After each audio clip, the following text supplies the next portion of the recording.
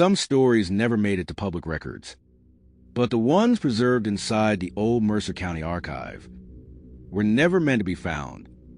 In the quiet outskirts of Mercer County, Pennsylvania, there stood a government-owned storage building known locally as Archive Unit 12B. Most people never noticed it while driving past. The place looked abandoned, its brick walls faded and vines wrapping around its windows like clenched fingers. Only a few locals remembered what it really was: a document warehouse the county shut down in the late 80s after several unexplained electrical fires. Since then, the building was locked, its purpose forgotten, its history reduced to rumors whispered in bars by old men who drank too much and remembered too clearly. In February 2019, a 32-year-old freelance investigator named Evan Clark, who specialized in digging into forgotten institutional records, arrived in Mercer County. He had received an anonymous email 2 months earlier. No sender, no subject line, just a message containing a single sentence. If you're looking for something real, check Archive 12B before they seal it forever. Attached was a county document showing that Unit 12B was scheduled to be demolished the following summer. Evan assumed it was a prank, maybe someone from his YouTube channel trying to bait him into dangerous exploration.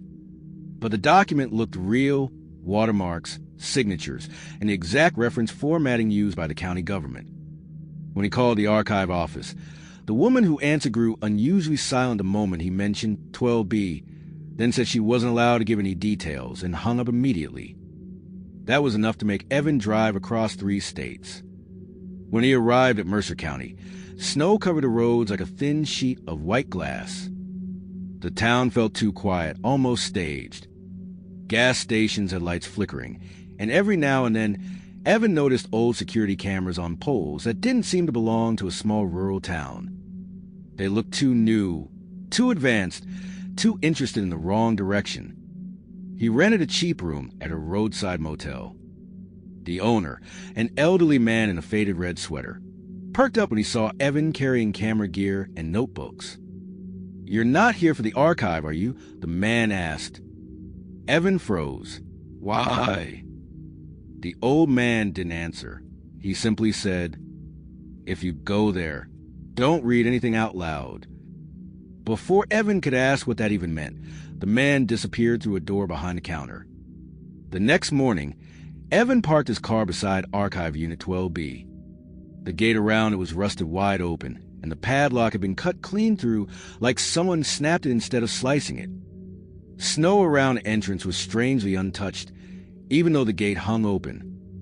No footprints, no tire marks, not even animal tracks. Inside, the building smelled like dust, coal metal, and something faintly chemical like old hospitals. Rows of filing cabinets stretched into the darkness. Some were crushed, some warped, some melted at the top edges as if exposed to high heat. Yet no fire damage existed anywhere else in the building. Evan's flashlight flickered even with fresh batteries. His camera refused to focus. At the back of the building, he found room 47A, the room number from the anonymous document. The door was heavier than the others, reinforced steel, with warnings that looked more military than governmental. One sign read, "Property of MCHD Special Holding. Do not remove files without clearance." But another label beneath it, half torn off, said, "Experimental Transcript Storage, S-Class." Evan had never heard of S-Class archives and county-level systems. That was federal language. The door wasn't locked. Inside, the room had only one long wooden table and several file boxes stacked neatly like someone had cared for them recently. The dust on them was thin, disturbed. Some boxes were marked with handwritten codes, some typed, and a few simply had red tape crossed over the top, almost like a warning not to open them. Evan opened the first non-red tape box. Inside were transcripts, handwritten pages, typed interviews, and black and white photographs of people who looked terrified, but not in a normal way. Their eyes were wide, as if focusing on something no one else could see. Their faces were slightly blurred, not because of the camera, but as if they were moving while staying still. One document was titled, Testimony of Deputy Harold Quinn, April 12, 1983. It read, "There was a voice in the room before the light changed. It said my name even though I never told it. The light wasn't flickering. Something was stepping in front of it. I could feel it watching me from inches away. But when I reached out, my hand touched nothing but cold." Evan kept reading. Another testimony from a nurse in 1984. "They told us it was a research study, but no study needs doors locked from the outside. Something in the hallway made the walls bend. We couldn't see it directly, but when it passed, the hallway became shorter by at least 2 feet." Then an engineer from 1986. "If this building is demolished, whatever is inside the archive walls won't stay contained. It's not a chemical. It's not radiation. It's something aware." Evan felt a chill run up his spine. These weren't ghost stories. They were government reports. He opened a red tape file. Inside was a single photograph, a room similar to the one he stood in. But in the photograph, the back wall wasn't flat.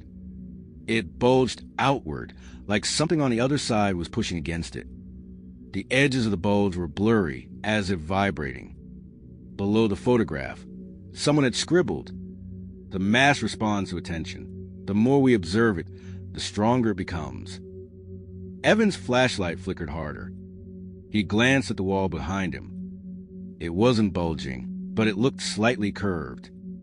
Subtle, like a whispered distortion. He stepped backward, hands trembling. Suddenly, his phone vibrated. A text message. "Do not read anything out loud." Sent from an unknown number. His heart stopped. The motel owner had said the same thing.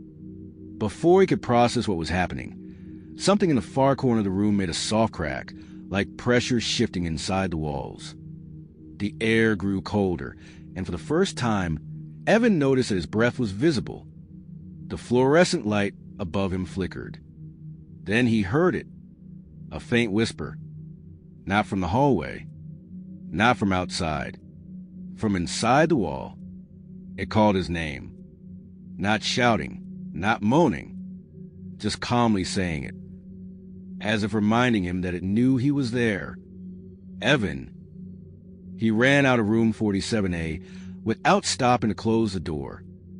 As he reached the entrance of the building, he saw fresh footprints appear in the dust, but not his. They were parallel to him, walking beside him, keeping pace, yet invisible. He didn't look back. He jumped inside his car, locked the doors, and sped toward the motel. His phone buzzed again. Another message. "You look too long." When he reached the motel, the front office lights were off. The counter was empty. The door behind the desk, the one the owner disappeared into earlier, was slightly open. A cold draft seeped through it. On the desk was a note. "Leave town before midnight. If it follows you, do not answer when it calls your name." Under the note was Evan's room key. But the tag attached to it was new, shiny plastic, no scratches. As if someone had replaced it moments ago. He left Mercer County within the hour. 4 months after the incident, Evan refused to talk about what he found. His YouTube channel went silent. Then, in July 2019, 3 months after his visit, Archive Unit 12B was demolished. The demolition crew reported pressure anomalies inside the walls. One worker claimed a section of the building collapsed inward instead of outward, which made no engineering sense. The official report said the building was torn down without incident. Locals say otherwise. Some nights, people passing the empty lot claim they hear whispers coming from the soil, like conversations happening just beneath the ground. Not loud, not threatening, just murmuring, as if something inside the earth is still listening, still remembering, still waiting for someone to read its files again. And according to county rumor, every few months, someone new receives an anonymous email with no sender, no subject line. Just one sentence. If you're looking for something real, check Archive 12B before they seal it forever. Even though the archive no longer exists,